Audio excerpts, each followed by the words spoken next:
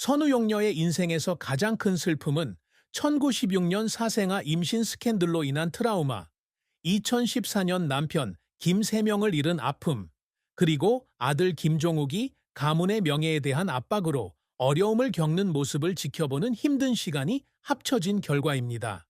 1969년 24세의 나이로 배우로서 전성기를 누리던 선우용녀는 결혼도 하지 않은 김세명으로부터 임신을 하게 됩니다.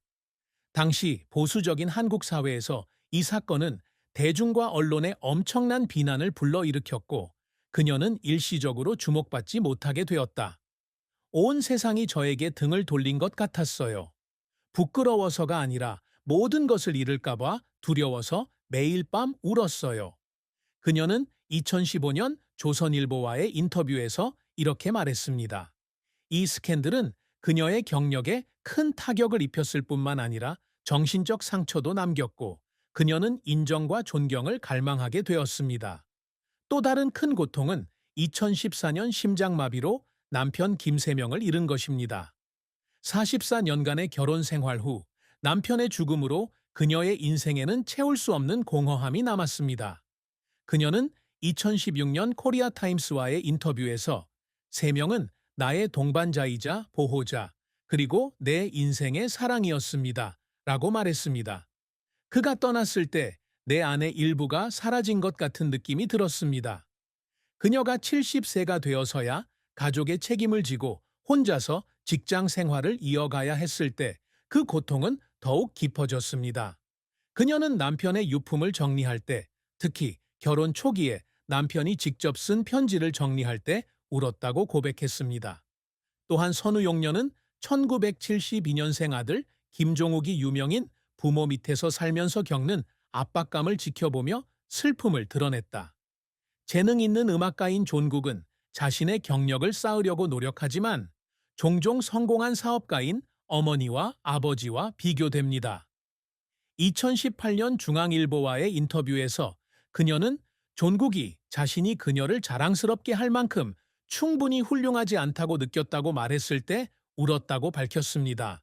그녀는 저는 아들이 행복하기만 바랄 뿐인데 우리의 명성 때문에 아들이 엄청난 압박을 견뎌야 한다는 게 슬프네요. 라고 말했습니다.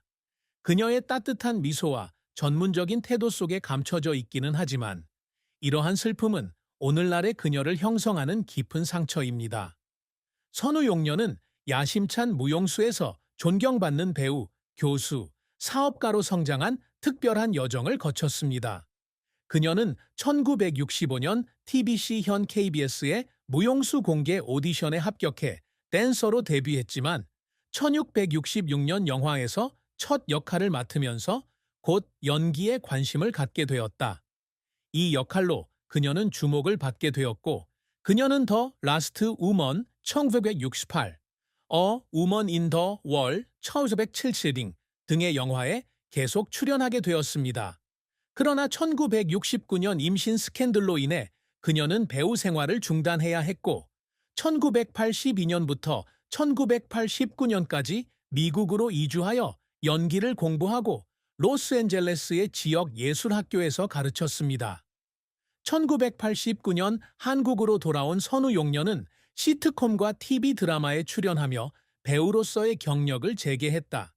그녀는 I Love You 2001, 스위트 프로포절 2003, 스마일 에이긴 2010 등의 영화에서 친숙한 얼굴이 되었으며 이 영화에서 그녀는 종종 애정이 넘치면서도 강한 어머니와 할머니 역을 맡았습니다.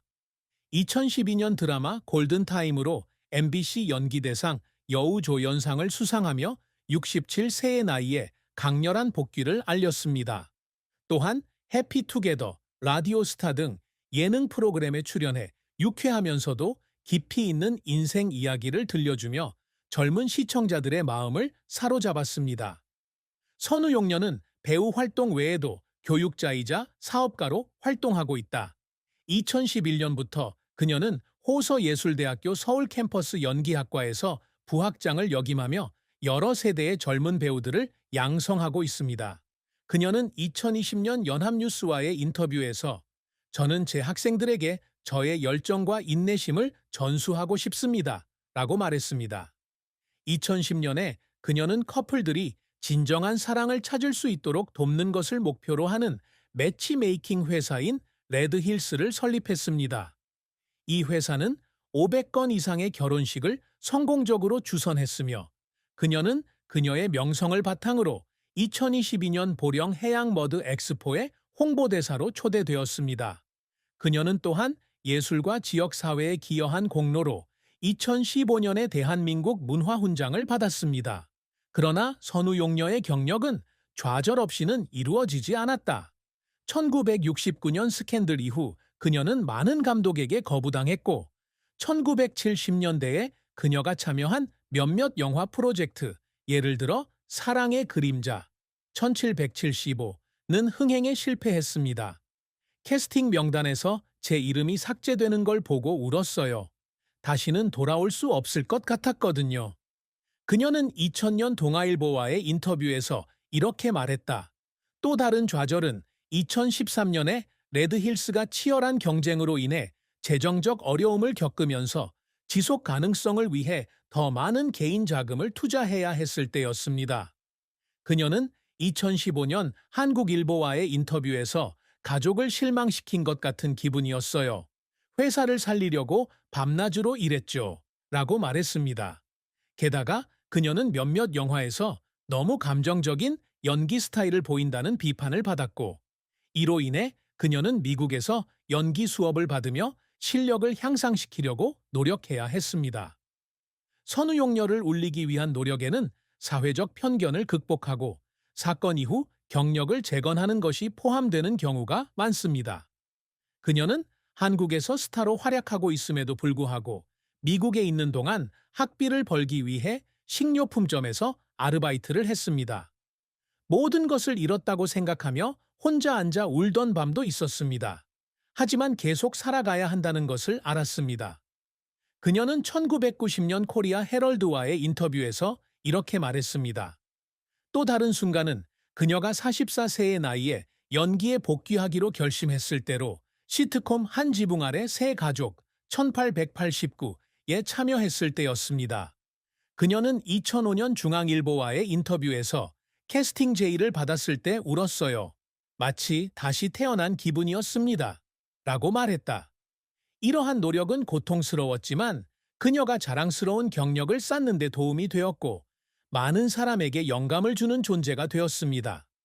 선우용녀가 항상 이루고자 노력하는 업적은 의미 있는 예술적 유산을 남기고 믿음직한 어머니이자 아내가 되어 사회의 긍정적인 변화를 만들어내는 것입니다.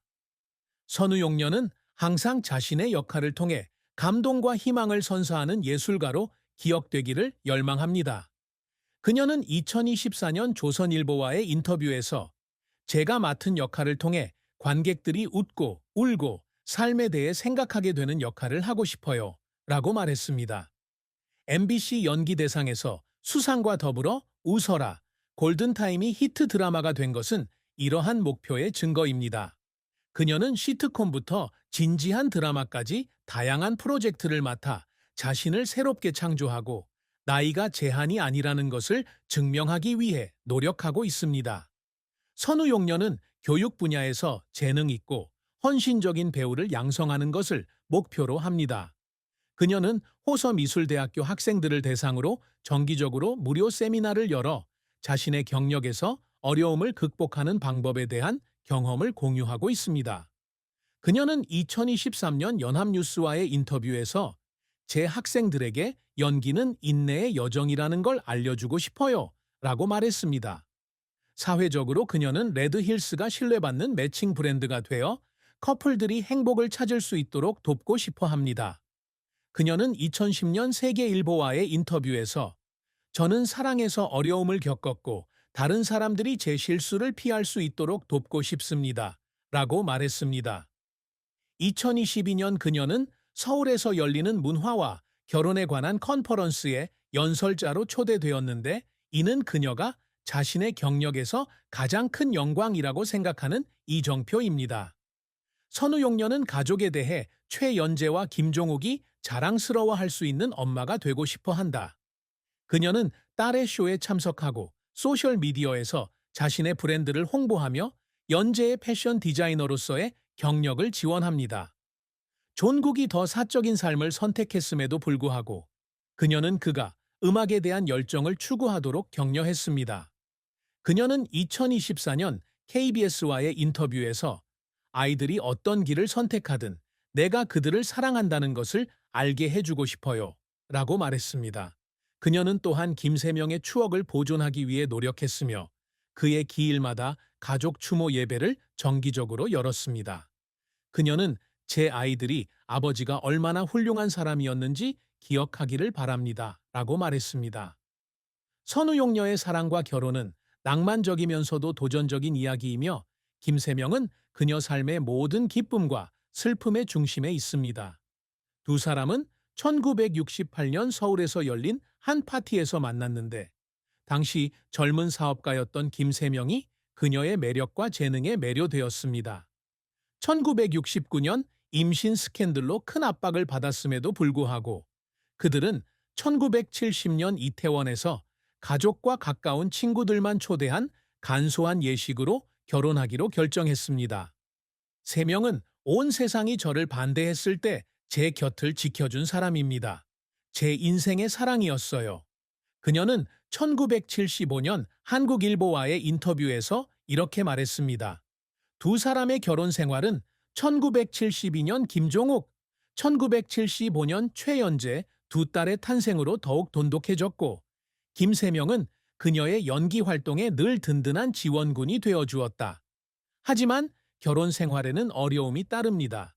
그녀가 미국에 살았던 1980년대에는 편지와 장거리 통화로만 관계를 유지해야 했는데 이로 인해 그녀는 외로움을 느꼈습니다.